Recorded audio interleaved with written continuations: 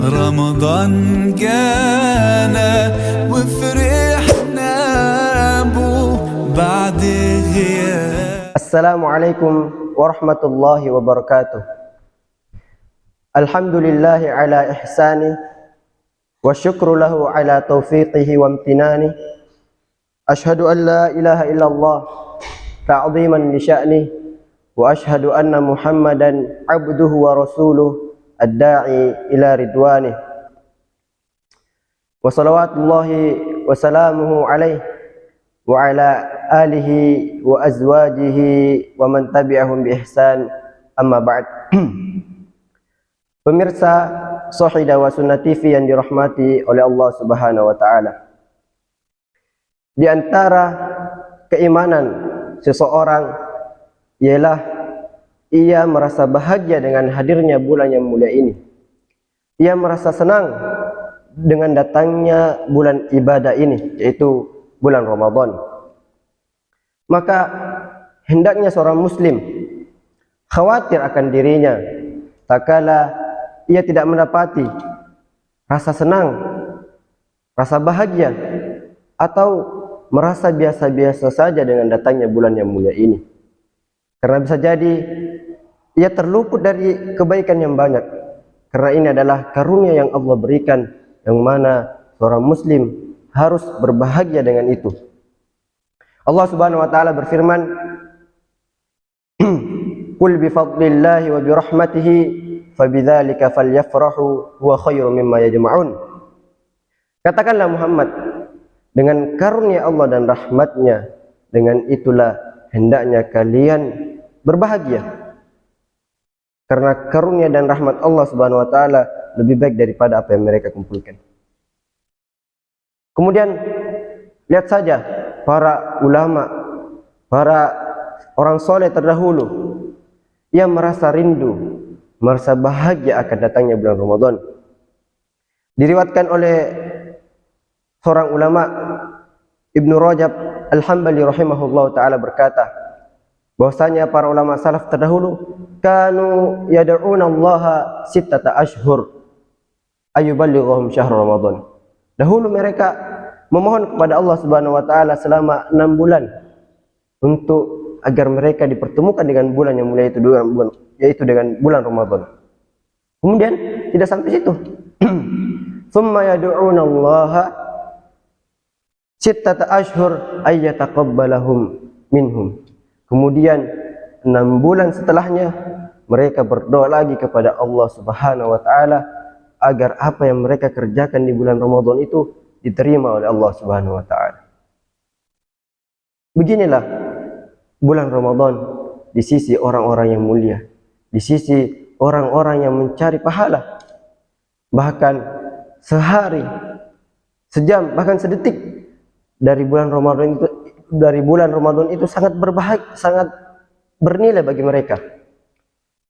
Diriwayatkan bahwa Ibnul Jauzi rahimahullah taala berkata, "Tallahi, demi Allah, lau qila li ahli al-kubur, seandainya dikatakan kepada orang yang telah meninggal, orang yang ada di kuburan, tamannau, berharaplah, la tamannawna yauman min Ramadan." Niscaya mereka itu memohon agar dipertemukan, agar berada di satu hari saja dalam bulan Ramadan, tiada lain untuk memperbanyak ibadah di dalamnya. Pemirsa Shahida wa Sunnah TV yang dirahmati dan dimuliakan oleh Allah Subhanahu wa taala.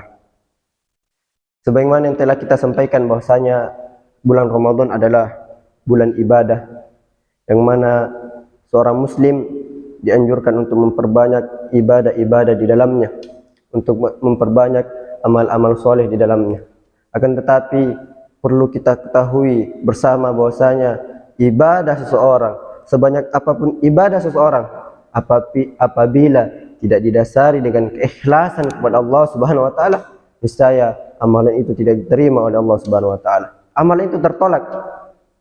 Karena di antara syarat diterimanya amalan yaitu ikhlas lillahi taala, kemudian mutaba'atu ar-rasul, kemudian mengikuti petunjuk dari Rasulullah SAW. Oleh karena itu bulan Ramadan itu sendiri sebenarnya mengajarkan kepada kita bagaimana kita mengikhlaskan amalan kita kepada Allah Subhanahu wa taala.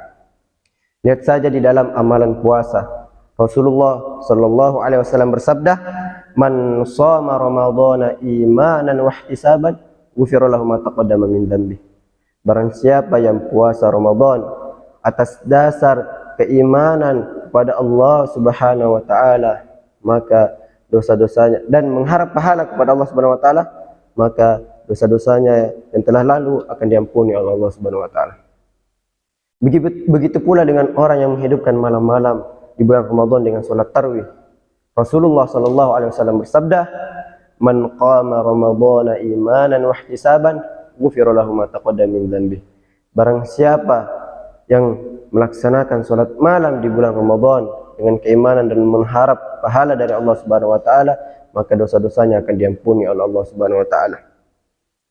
Jadi selain orang yang menghidupkan malam Lailatul Qadar khususnya, Rasulullah SAW bersabda, "Man qama Lailatul Qadri imanan wa ihtisaban, ghufira lahu ma taqaddama min dhanbi." Barang siapa yang menghidupkan malam Lailatul Qadar dengan ibadah, dengan salat, dengan dasar keimanan dan mengharap pahala dari Allah Subhanahu wa taala, maka dosa-dosanya akan diampuni. Pemirsa Shahidah Sunnah TV yang dirahmati oleh Allah Subhanahu wa taala. Yang dimaksud ihtisaban di hadis yang telah kita bacakan yaitu mengharap pahala, mengharap pahala kepada Allah Subhanahu wa taala. Itulah yang dimaksud dengan keikhlasan. Yang diharap bukan pujian manusia, yang diharap bukan secul dari dunia ini. Kemudian masyiral muslimin rahimakumullah. Bagaimana belajar untuk ikhlas dari bulan yang mulia ini, dari bulan Ramadan? Kesempatan pada kali ini paling tidak kita sebutkan 3 poin penting bagaimana seseorang belajar ikhlas dari bulan Ramadan. Yang pertama yaitu belajar tidak mengharap pujian dari manusia. Diriwayatkan dari seorang sahabat Abu Sa'id Al-Khudri radhiyallahu anhu bahwasanya Rasulullah sallallahu alaihi wasallam pernah keluar menemui kami para sahabat-sahabatnya, dan pada saat itu kami mengingatkan akan bahayanya fitnah Al-Masih Ad-Dajjal. Kemudian Rasulullah sallallahu alaihi wasallam bersabda, "Apakah kamu mau ku kasih tahu dengan sesuatu yang lebih bahaya dari fitnah Dajjal?" Kemudian para sahabat mengatakan, "Bala ya Rasulullah, tentu ya Rasulullah." Kemudian Rasulullah sallallahu alaihi wasallam bersabda, "Asyirkul khafi," syirik kecil, syirik yang samar, dan itu lebih bahaya daripada fitnah Dajjal, yaitu ayyakumar rajulu yusalli fa yuzayyinu salatahu lima yara min nadhari rajulin. Itu seorang yang melaksanakan salat kemudian memperindah salatnya agar dilihat oleh manusia. Itulah yang disebut dengan riya, yang diharapkan adalah pujian manusia, bukan Allah Subhanahu wa taala. Kemudian Imam An-Nawawi rahimahullah taala menuturkan bahwasanya amalan seseorang yang berbuat riya, tidak ikhlas, itu adalah amalan batil yang tidak diterima oleh Allah Subhanahu wa taala. Bahkan dari amalan itu ia mendapatkan dosa. Ia mendapatkan dosa dari Allah Subhanahu wa taala. Kemudian yang kedua yaitu dengan cara berusaha menyembunyikan amal soleh kita. Dari sahabat Sa'ad bin Abi Waqqas radhiyallahu anhu bahwasanya Nabi sallallahu alaihi wasallam bersabda, "Innallaha yuhibbul 'abdat taqi al-ghani al-khafi." Bahwasanya Allah Subhanahu wa taala mencintai seorang hamba yang bertakwa, al-ghani, yang sering merasa cukup atas pemberian yang Allah Subhanahu wa taala berikan. Kemudian al-khafi, itu yang seorang hamba yang sering menyembunyikan amal-amal kebaikannya. Masyiral muslimin, pemirsa Shahidah Sunnah TV yang dirahmati oleh Allah Subhanahu wa taala. Juga Nabi sallallahu alaihi wasallam bersabda tentang 7 golongan yang mendapatkan naungan dari Allah Subhanahu wa taala, yang mana tidak ada naungan kecuali naungan Allah Subhanahu wa taala pada saat itu. Di antaranya Rasulullah SAW bersabda, "Ar-rajulu yatasaddaqu bi shadaqatin hatta la ta'malu shimaluhu ma anfaqa yaminuhu." Seseorang yang bersedekah sampai-sampai tangan kirinya tidak mengetahui apa yang disedekahkan oleh tangan kanannya. itulah orang yang berusaha menyembunyikan amal kebaikannya. Niscaya Allah akan memberikan pahala baginya, akan menanggunginya yang dimana tidak ada naungan kecuali naungan Allah Subhanahu wa Ta'ala.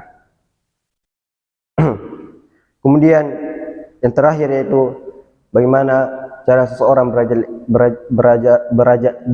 belajar ikhlas dari bulan Ramadan ini, yaitu dengan beramal bukan orientasi dunia, yaitu beramal bukan karena tujuan dunia.